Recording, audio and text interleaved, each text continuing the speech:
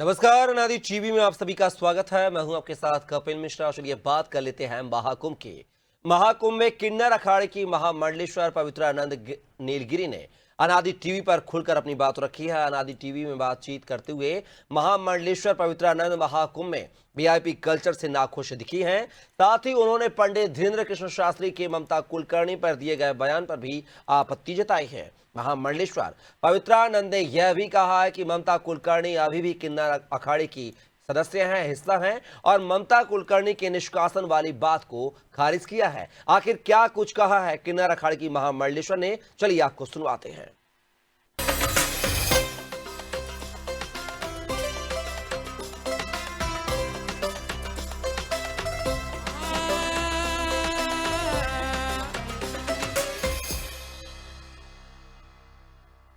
महाकुंभ नगर में दिव्य भव्य नव्य महाकुंभ के तीनों अमृत स्नान पूर्ण हो चुके हैं। ऐसे में जिस अखाड़े की सबसे ज्यादा चर्चा रही वह अखाड़ा रहा किन्नर अखाड़ा। ऐसे में ज्यादा चर्चा करने के लिए किन्नर अखाड़े की महामंडलेश्वर पवित्रानंद गिरी महाराज जी हमारे चैनल पर हमारे साथ मेहमान हैं।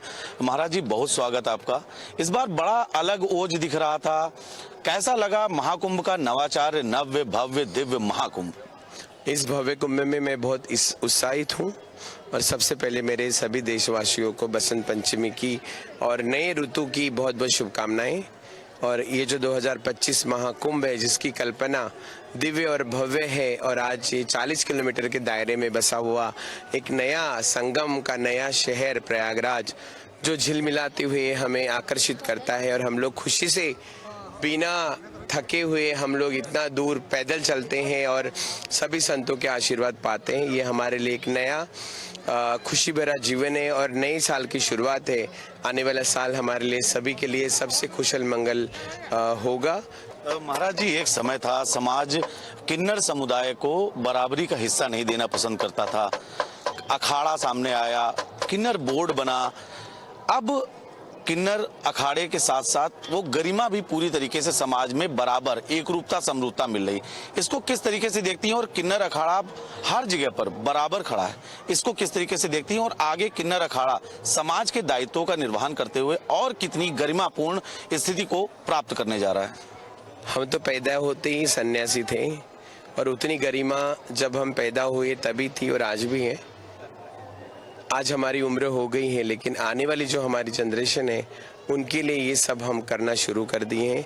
क्योंकि हमेशा जब हमने शुरुआत की तो सारे साधु संतों ने, धर्म के ठेकेदारों ने हमेशा हमें बुरा बोला है कि तुम्हें क्यों ज़रूरत है ये सब चीज़ की, तुम्हें क्या ज़रूरत है स्नान की, तुम ऐसे भी जाके नहा सकते हैं, वैसे भी रथ में बैठ सकते हैं। लेकिन कहीं ना कहीं हम हिंदू हैं, हम हिंदू राष्ट्र में रहते हैं। हमारा हिंदू राष्ट्र बनेगा तब बनेगा, लेकिन हम जिस देश में रहते हैं, जिस मिट्टी में हैं, वो हमारी है, हमारी माता है। हम तो तीन ही लोगों पे भरोसा करते हैं, एक तो धरती माँ, एक माँ जिसने मुझे पैदा किया है और एक गौ माता। हमारी जो लड़ाई है, हम हमारे हक के लिए लड़े हैं। क्योंकि जिस वक्त मैं पैदा हुई या हमारे समाज के लोग पैदा हुए तो कहीं ना कहीं वो आंगन को छोड़ना पड़ा और आज भी हम हमारे परिवारों से दूर हैं। तो वो जो शक्ति है वो हमारे दाता की है, हमारे भगवान की है। कहीं ना कहीं पावर वहीं से आती है जिसने हमें बनाया, जिसने हमें धरती पे लाया। हमेशा होता है कि किन्नरों को गलियों में देखा जाता है, मांगते हुए देखा जाता है, सिग्नल पे खड़े हुए देखा जाता है।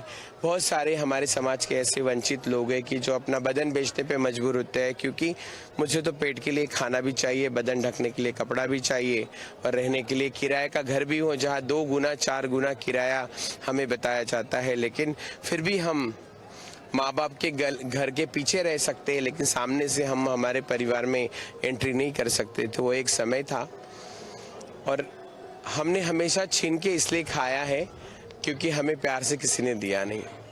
अगर किन्नरों का आशीर्वाद चाहिए तो किन्नर बहुत प्यारे हैं, घर में बुला के चाय नाश्ता पिला के 4 कपड़े दे के उनसे आशीर्वाद लेते हैं। लेकिन अगर किन्नर को समाज की ज़रूरत है तो समाज ने कभी किन्नरों को अच्छा दिया नहीं, चाहे वो मेरे माँ बाप हो, क्योंकि वो भी उसी समाज में रहते हैं। और आज ये जो समाज यहाँ मेरे सामने खड़ा है, यही समाज एक दिन हमें देख के दरवाजे बंद किया करता था, अपने बच्चों को रूम में छुपा के रखता था, क्योंकि बच्चे खिड़की से हमें देखा करते थे। लेकिन कहीं ना कोई नेचर है, नेचर जब बदलता है तो हर चीज़ बदलने लगती है। और हम सिर्फ आशीर्वाद देने के लिए और अच्छा करने के लिए इस धरती पे आए हैं। हम उपदेवता में आते हैं, यक्ष, किन्नर और गंधर्व, और कहीं ना कहीं आशीर्वाद की आस्था। आज मैं अगर गली में कोई झगड़ा करते खड़ी होती तो मेरे साथ कोई खड़ा नहीं होता, लेकिन जिस माँ के गोद में हम बैठे हैं, माँ गंगा के, यहाँ तो हमारी मोक्ष प्राप्ति के रास्ते निकलते हैं। लेकिन कहीं ना कहीं एक आस्था है कि मेरा 1 रुपये का सिक्का और मेरा आशीर्वाद सबको एक नया चमत्कार दिखाता है, एक नई श्रद्धा रखते हैं, क्योंकि मेरा घर परिवार सुखी रहे, मेरे बाल बच्चे सुखी रहे, और यही आशीर्वाद के लिए हमें बनाया गया। लेकिन यही समाज और यही हमारा धर्म सब जानते हुए भी हमें एक अल्पसंख्यक में डाल दिया, गांव के बाहर डाल दिया, कि हमें किसी मंदिर में जाने की अनुमति नहीं है, या कभी कहीं किसी घर के बहनों के भाइयों के शादी में जाने की अनुमति नहीं, या कभी रिश्तेदारों के घर में जाने की अनुमति नहीं दी। लेकिन ये जो हमने सम्मान लिया है, हमने खुद हमारी मेहनत से लिया है, और हर इंसान को करना चाहिए, क्योंकि जब तक हम खुद नहीं करेंगे तो शायद हमें दुनिया में कुछ नहीं मिलेगा। हमारा तरीका छीनने का था, लेकिन छीनने के लिए मजबूर समाज ने किया। मुझे नहीं पता मैं कौन सा जेंडर लिंग लेके आई हूँ, मेरे माँ बाप को भी नहीं पता था कि मैं किस रूप में आ रही हूँ। लेकिन मैं जैसे बड़ी हुई तो मुझे समाज ने बताया कि तुम ऐसी हो। मेरे माँ बाप ने मुझे नहीं बताया कि तुम ऐसे हो, ये समाज ने मुझे बताया कि तुम एक हिजड़ा हो, तुम एक किन्नर हो, तुम हमारे बच्चों से अलग हो, तुम हमसे बात नहीं कर सकते। तो ये जो इतना दर्दनाक भेदभाव, डिस्क्रिमिनेशन हमारे देश में, हमारे गलियों में, जिस घरों में हम पैदा हुए, क्योंकि तब ये सब चीज़ों का अवेयरनेस नहीं था। मैं उनको भी दोष नहीं देती हूँ, क्योंकि अवेयरनेस नहीं, लोगों को इसके बारे में पता नहीं, और जो भी हमारे बारे में मिसकंसेप्शन है, गलत फहमियाँ हैं समाज में, वो दूर करने के लिए और आने वाली जनरेशन को हम सेफ रखने के लिए हमने सनातन से जुड़ने का एक बड़ा संकल्प लिया। कुछ ऐसे लोग हैं जो आते पुरुष में या स्त्रीलिंग में हैं, लेकिन वो नकली किन्नर बनकर टहला, उनको क्या कहना चाहेंगे? ये नकली किन्नर नहीं होते हैं, इनको वो ग्रेविटी नहीं मिल रही है कि वो अपने आप को कैसे पेश करे, क्योंकि आज भी हमारे जैसे बच्चे घर वालों के लिए कमाते हैं। जब शाम को अगर घर वालों का प्यार चाहिए तो हम उनके लिए ATM कार्ड होते हैं, क्योंकि मेरा भाई बीमार है, मेरे घर में ये प्रॉब्लम है, और जैसे हम दरवाजे पहुंचते हैं तो आज भी घर में एक घंटियां बजती रहती हैं, कौन खिलाएगा, कौन लाएगा, मैं क्यों करूं। तो कहीं ना कहीं हमें इतनी तमीज़ तो है, भगवान ने दी, तो हम अपने आप को उसमें ढालते हैं कि चलो मैं 2 पैसे मेरे लिए खर्चा कम करूंगी, लेकिन मेरे माँ बाप, मेरे भाई बहनों के लिए मुझे करना ज़रूरी है, क्योंकि मुझे ये चाहिए। अच्छा महाराज जी, इस वक्त किन्नर अखाड़ा खासा चर्चाओं में रहा, एक नाम काफी चर्चाओं में रहा, ममता कुलकर्णी। अभी क्या स्थिति है? ममता कुलकर्णी किस तरीके से वापसी करेंगी? बड़ा विवाद हो गया है, वो गई नहीं। अच्छा। ना हमने उनको निकाला है, ना उन्होंने उस पद से इस्तीफा दिया है, या ऐसा कुछ भी हुआ नहीं। जिसने ये बवाल किया है उसको बहुत सालों बाद उसको लाइमलाइट मिली है कि कुछ तो करना चाहिए। अगर ममता कुलकर्णी जी बाबा बागेश्वर के ऊपर व्यंग कस रही हैं, तो बाबा बागेश्वर ने क्या किया है? बाबा बागेश्वर, अब मैं बोलूं तो बहुत बुरी लिखूंगी, क्योंकि मैं बाबा के साथ बहुत बार काम कर चुकी हूँ। स्टेज पे जाके हिंदू राष्ट्र के लिए मैं बहुत बोल चुकी हूँ उनके साथ। आज वो इतना इस्लाम या अदर धर्म के बारे में बोलते हैं, खुद ने कभी देखा है कि 4 उंगलियां अपनी तरफ भी हैं? आज अगर वो किसी के घर जाते भी है दर्शन देने के लिए तो लाखों रुपए लेते हैं। अगर वो इतने सत्यवान हैं तो वो अपने जो कथाएं हैं ना, फ्री में जनता को, पब्लिक को सुनाए और अपना पब्लिसिटी पाए।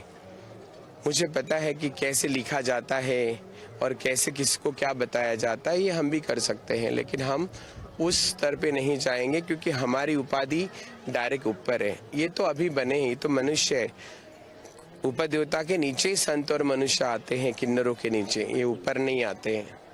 अगर मैं ये अगर बातें बोलूँ तो इनको सबको कड़वा लगता है, इनको खुद को भी पता, इसलिए हमें इतने साल तक धर्म ने या हमारी संस्कृति ने आगे आने नहीं दिया, क्योंकि बोलते ना बाप से बेटा आगे नहीं जा सकता है। और जब भी बेटे को कुछ काम होता है तो बाप की उंगली पकड़ के ही वो चलेगा और बाप बताएगा कि ये करना है बेटा तुझे, क्योंकि वो आज्ञाधारी है, तो वह वही करेगा जो मेरे पापा ने कहा है, मेरे पापा ने बोला है, बाबा ने बोला है। तो ऐसी हमारा धर्म है। और ये जो अटकलें हैं, जहाँ अच्छा होता है वहाँ बुराई होता है। रावण बुरा नहीं था, उसको बुरा हमने बनाया, हर साल जलाते हैं, वो कितने बार बेचारा मरता है, कितने बार जलता है। वैसे ही हमारा किन्नरों का जीवन है।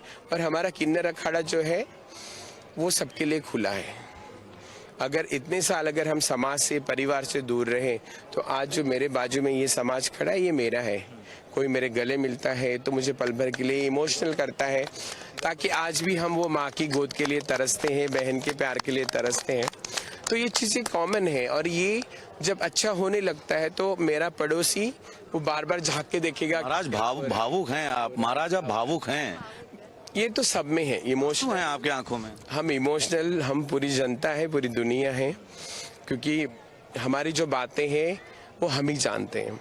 आप तो सिर्फ कैमरा में मुझे कैच करेंगे और मुझे टीवी पे दिखाएंगे कि देखो, और पल भर का एक सिंपत्ति हमें मिलता है। सच में इनकी लाइफ में इतना दुख है, और वो बंद होने के बाद सब भूल जाते हैं। महाराज जी, एक सम्मान होता है, हम भी सनातनी हैं और हमें गर्व है कि किन्नर समाज हमारे समता का समाज है, हमारी पहचान है, सनातन की सबसे बड़ी पहचान किन्नर। क्योंकि जब भी हमने शास्त्र पढ़े हैं, जब भी हमने शिव पुराण पढ़ा है, तो उसमें महादेव साफ कहते हैं कि गंधर्व किन्नर का स्थान बराबर का है। तो जब महादेव ये बात कहते हैं तो ये इंसान कौन होता है? महादेव जिन्होंने हमें बनाया है, जिस सृष्टिकर्ता ने हमें बनाया है। लेकिन इस धरती पे आने के बाद सबकी दशा क्या है, है ना? अगर हम पार्वती को माँ मानते हैं तो क्यों हम द्रौपदी के साथ भी अभद्र व्यवहार करते हैं? तो ये हमारा शिष्टाचार है। शिष्टाचार मतलब हमारी परंपरा है कि हम समाज में एक प्रकार का पवित्रा नहीं होगी, आप नहीं होंगे, ऐसे कई यहाँ पे माइंड होंगे, कई सोल होंगे जो अपने आप को हर तरीके में ढालते होंगे, हर तरीका सोचते होंगे। तो ये तो भगवान ने बनाया और भगवान ऊपर है। मैंने भगवान को देखा नहीं, सिर्फ मेरी आस्था है कि शिव ऐसे होंगे, काली वैसे होगी। कामाख्या मंदिर में हर महीने जाती हूँ, तो मुझे वहाँ पे आस्था है कि हाँ, सच में जिस माँ की कोख से हमने जन्म लिया है हम उसकी पूजा करने जाते हैं। तो एक भगवान का एक अलौकिक अलग अलग अपना रूप है और उसी रूप के साथ हम चलते हैं। और क्योंकि हमें पूरा भरोसा है, क्योंकि हम जब भी भगवान के सामने जाते हैं तो कहीं ना कहीं हम उसे ही पूछते हैं और उसे हाथ जोड़ते हैं कि कल का मेरा अच्छा हो, मेरे बाल बच्चे अच्छे रहें, क्योंकि मैं सुखी रहूंगी तो मेरा पूरा परिवार सुखी रहेगा। महाराज, एक अंतिम सवाल आपसे और लेना चाहेंगे, थोड़ा सा राजनीति पर आते हैं, क्योंकि महाकुंभ है और राजनीति की चर्चाएं भी खूब हो रही हैं। अखिलेश यादव लगातार योगी जी को टारगेट कर रहे हैं। पीएम मोदी ने सदन में बड़े भाषण दिए, विपक्ष को बहुत सुनाया। जया बच्चन का एक बयान आया, जिस भागीरथी को हम पवित्र मानते हैं, पाप नाशनी मानते हैं, उनको लेकर उन्होंने कहा कि उसमें लाशें हैं, गंगा का जल अपवित्र हो गया है, दूषित हो गया है। महामंडलेश्वर पवित्रानंद गिरी, जया बच्चन, अखिलेश यादव और विपक्ष के राहुल गांधी और योगी की व्यवस्थाओं को किस तरीके से देखती हैं, इसका एक जवाब। देखो, ये जो 2025 का जो महाकुंभ है ये तो पूरी तरह फ्लॉप है। और जिन्होंने जितनी भी व्यवस्था की है अपने समाज को देने के लिए, अपने आप को सिर्फ मैं तक रखा है। यहाँ पे अगर हम होते तो शायद ये व्यवस्थाएं बिगड़ती नहीं थी। ठीक है, मैं सरकार का बहुत सम्मान करती हूँ, उनका आदर करती हूँ, क्योंकि मैं भी भगवा पहनती हूँ। और जिस सनातन के लिए मैं माँ गंगा की गोद में खड़ी हूँ, यहाँ पे कन कन हमारा मोक्ष का इंतज़ार करता है। और हम प्राप्त करने के लिए हम पूरे 2 महीने, माघ मेला हो या चाहे कुंभ हो, हम उसकी प्रतीक्षा करते हैं।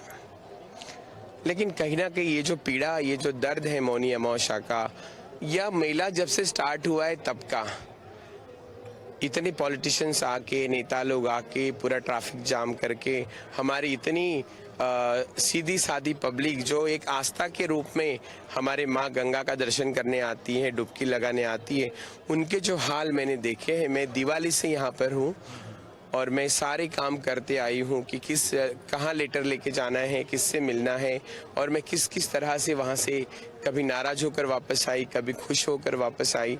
तो कहीं ना कहीं ये जो पूरा बोलते ना कि एक इमरजेंसी तो सब बात करते हैं, लेकिन ये स्ट्राइक जो इन्होंने किया है कि एक नेता आ रहे तो पूरा मेला बंद या पूरे रास्ते बंद, इसकी तकलीफ मुझे और आपको नहीं, क्योंकि आपके पास कार्ड है और मेरे पास ताली है। हम लोगों को भी रुकना पड़ा। पूरे मेले में भी अगर मैं गाड़ी लेके घूमती हूँ तो मुझे कोई पुलिस वाला प्रशासन नहीं रोकेगा कि आप क्यों जा रही है। वो देखते ही सारे रास्ते खोल देता है।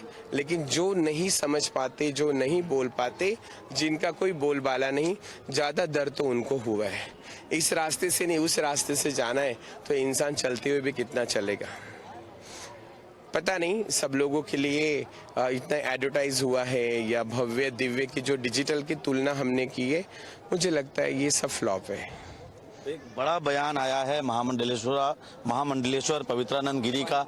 उन्होंने इन पूरी व्यवस्थाओं पर एक बड़ा तंज भी कसा है और इसके साथ जो आप यहाँ पर उनकी बातें सुनी, किन्नर समाज को लेकर जिस प्रकार से समाज लगातार उन्हें हीन भावना से देखता है, उस पर भी एक उन्होंने करारा तंज कसा है। उन्होंने कहा है कि किन्नर समाज के लोग जब पैदा होते हैं तो उनके परिवार के सदस्यों को ही ये पता होता है कि ये किस लिंग का है। जो पैदा होने वाला बच्चा होता है उसे भी ये नहीं पता होता है। उन्होंने साफ तौर पर कहा कि यही समाज एक समय में हमें समाज से अलग मानता था, लेकिन आज जब से किन्नर अखाड़े का गठन हुआ है और इस प्रकार की उनको प्राथमिकताएं दी जा रही हैं, उसके बाद से अब तस्वीर बदली है। महाकुंभ नगर से कैमरा सहयोगी जितेंद्र के साथ अनादि टीवी के लिए मैं नितेश मिश्रा।